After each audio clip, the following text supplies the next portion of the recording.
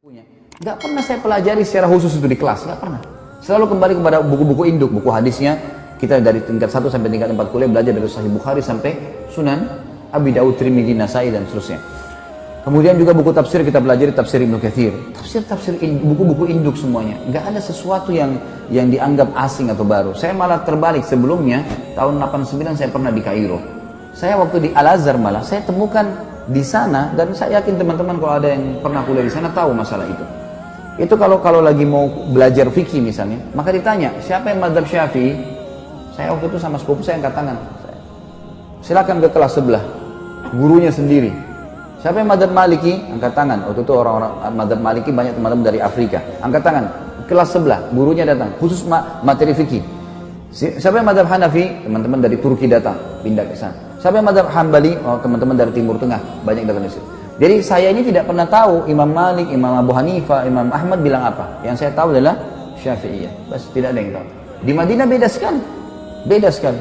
Dan waktu saya masih sekolah waktu itu, tentu saya tidak berbicara sekarang ya, saya bicara di masa saya. Mudah-mudahan sekarang jadi lebih baik.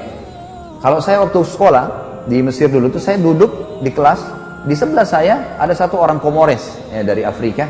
Sebelah saya lagi sepupu saya ya, dari Makassar, sama-sama dengan saya berangkat, anak paman saya. Satu kelas ini ada 47 orang. Nggak pernah kami ketemu kecuali di waktu tertentu. Di waktu tertentu, kadang-kadang cuma ada beberapa anak Turki datang atau beberapa anak Afrika lain datang. Tapi saya nggak pernah kenal wajahnya. Begitu hari ujian, baru kita kenal wajahnya nih. Penuh.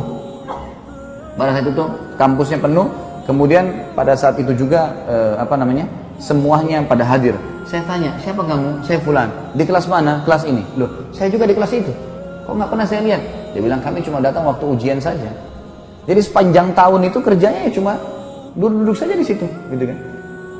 Pergi ke bioskop, pergi kemana-mana, hiburan, karena Kairo sama dengan Jakarta, tidak ada bedanya gitu kan. Kehidupan di sana ya kehidupan begitu, bebas kan. Jadi saya melihat beda sekali antara kondisi yang ada di Saudi dengan kondisi yang ada di negara-negara Islam yang lain. Dan kita perlu terima fakta teman-teman sekalian, kalau di Mekah tempat lahirnya Nabi SAW, wahyu turun di sana, gitu kan.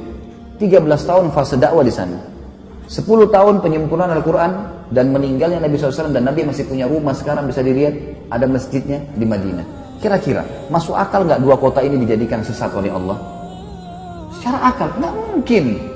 Dan sampai sekarang saya bilang tadi, lebih baik secara rasional dipraktikin di lapangan. Datangi halaqah-halaqah ulama itu dan dengerin dengan hati yang tenang, dengerin apa yang mereka sampaikan.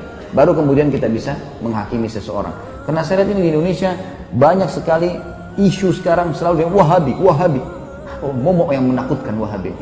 Saya sampai waktu mau pergi ke Madinah, saya ketakutan dengan istilah Wahabi ini. Karena ada beberapa teman-teman ayah saya mengatakan, hati-hati di sana, ambil ilmunya tapi jangan jadi Wahabi.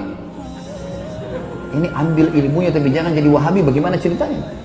Kan saya lagi belajar di sana. Jadi setiap guru masuk saya lihat, ini Wahabi.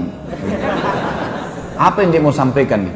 Ini momok seperti apa? Sembeli lehernya orang, ini kafir, kayak sudah menakutkan. Saya waktu itu ketakutan sendiri. Setelah 6 bulan saya belajar, saya lihat selalu guru datang, qala Allah, qala Rasul. Allah berfirman, Rasulullah bersabda, dinukil dari Ibnu Abbas, dari Ibnu Umar, dari ini.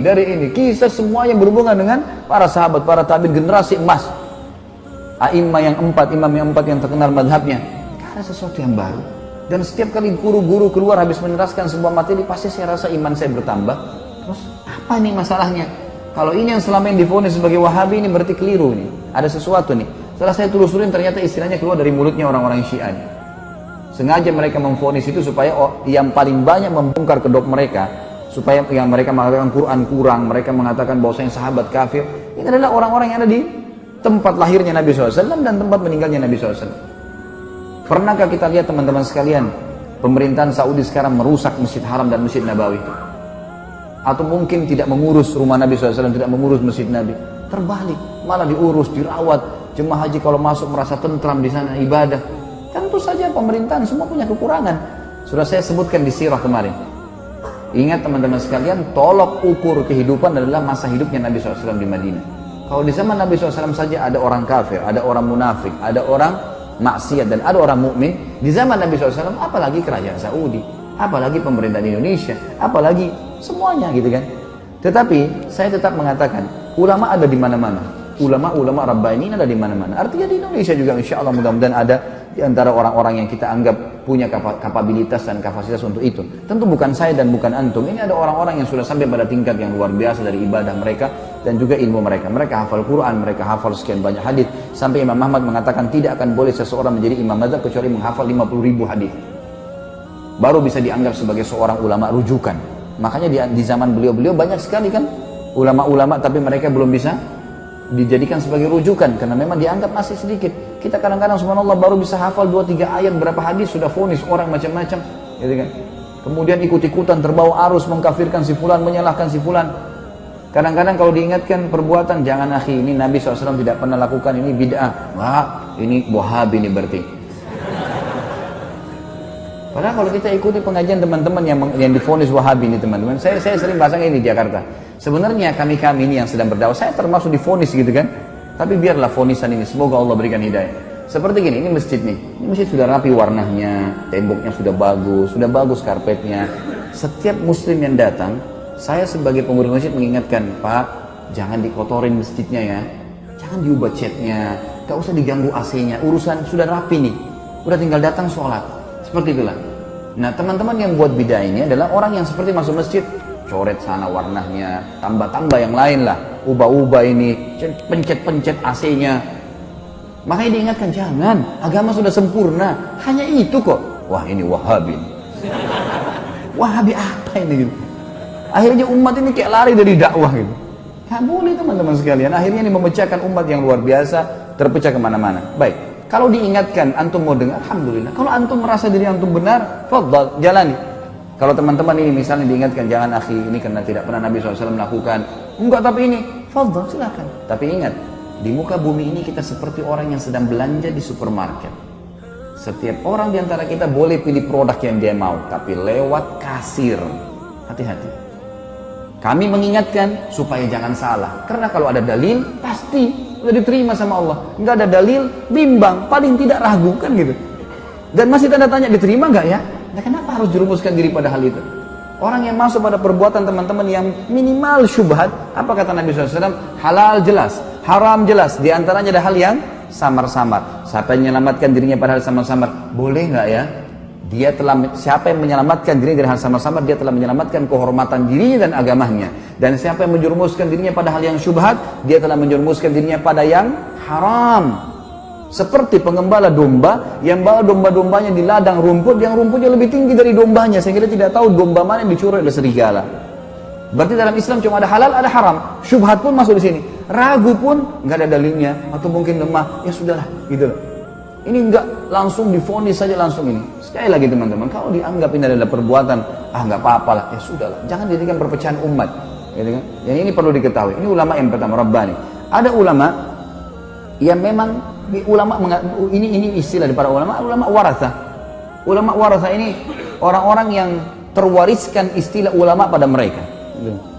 Tapi orang-orang ini tidak punya kapasitas untuk itu. Saya kasih contoh kayak kita di Indonesia kan, maaf, gelar ustadz, ya. Ini mudah sekali kan. Siapa saja bisa bicara sedikit agama, ustadz. Jadi ini semua divonis. Yang lebih unik lagi adalah, maaf jangan tersinggung. Ini orang di Indonesia sekarang ahli melintir perkataan ini, ya. Jangan dipelintir lagi. Saya tidak singgung siapapun dan jangan tersinggung, nggak usah tersinggung. Kalau baik terima, nggak baik nggak usah terima, kan selesai gitu. Gelar haji. Pak Haji ini pulang dari haji 40 hari alim. Dari mana alimnya nih?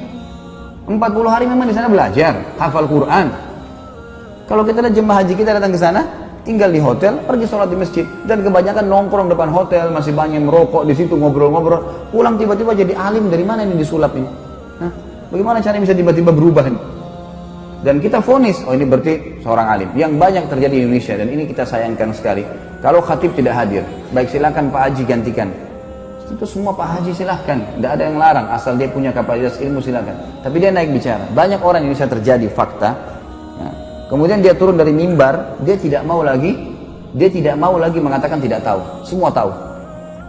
Dan yang jadi masalah pengikutnya fanatik. Walaupun salah. Nah ini yang jadi hal yang luar biasa. Ini namanya ulama waratha.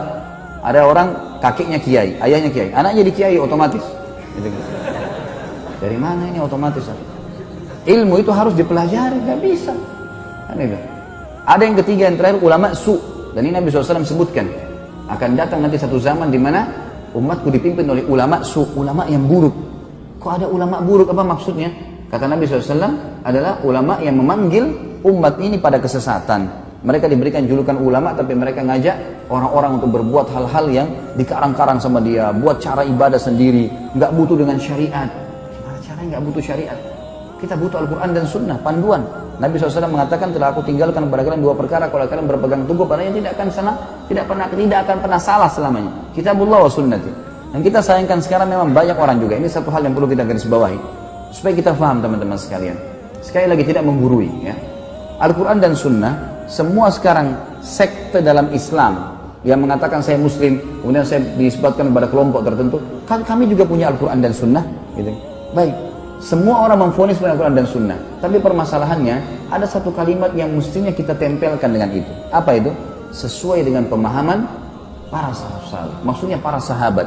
Al-Quran turun kepada para sahabat, banyak ayat turun kepada para sahabat. Hadis-hadis Nabi SAW disebutkan di hadapan para sahabat. Berarti kalau kita kembali kepada tafsir, kita kembali kepada hadis Nabi SAW, lihat perkataan para sahabat. Itu yang penting. Kita sekarang nggak ayat Al-Quran kita vonis sendiri. Banyak orang-orang yang akhirnya menyalahkan orang lain karena masalah ayat dibaca, oh ini maksudnya begini, sudah selesai, dihakimi sama dia. Atau ini hadis begini, kemudian langsung divonis sama dia. Padahal sebenarnya tidak kembali kepada pemahaman para sahabat. Ini yang Allahu a'lam, yang saya tahu akhirnya membuat umat ini banyak kemana-mana pemahamannya. Dan banyak di antara mereka mengatakan, itu kan zaman sahabat. Sahabat juga bisa melakukan, kenapa kita tidak? Tentu saja sahabat melihat Nabi SAW. Apalagi Khulafaur Rasyidin, gitu kan? Buktinya Utsman bin Affan boleh buat susun Al-Quran. Dan zaman Umar bin Khattab dijadikan tarawih 20 rakaat. Siapa mereka? Khulafaur Rasyidin. Kata Nabi SAW apa? Alaikum bisunnati wa sunnatu Khulafaur Rasyidin min ba'di. Addu alaihi bin nawajib. Berpegang pada sunnahku dan sunnah Khulafaur Rasyidin. Antum masuk Khulafaur Rasyidin? Kan tidak kan? Nah iya. Mau disamain perbuatan dia dengan Utsman bin Affan radhiyallahu anhu, dari mana ini? Tidak bisa ketemu. Ada dalil menjelaskan masalah itu kan? Berpegang teguh pada keduanya walaupun dengan gigi geraham kalian. Abu Bakar, Umar, Utsman, Ali yang disepakati Khulafaur Rasyidin, sunnah mereka yang kita ikutin. Perbuatan-perbuatan mereka. Contoh yang mereka lakukan. Bukan kita teman-teman sekalian. Gitu kan? Jadi kita harus jangan tarik, oh itu buktinya sahabat bisa buat, kita juga bisa buat. Nggak bisa. Pada saat itu para sahabat ada, masih hidup dan mereka sepakati untuk itu. Ini yang perlu kita ketahui. Allahu a'lam.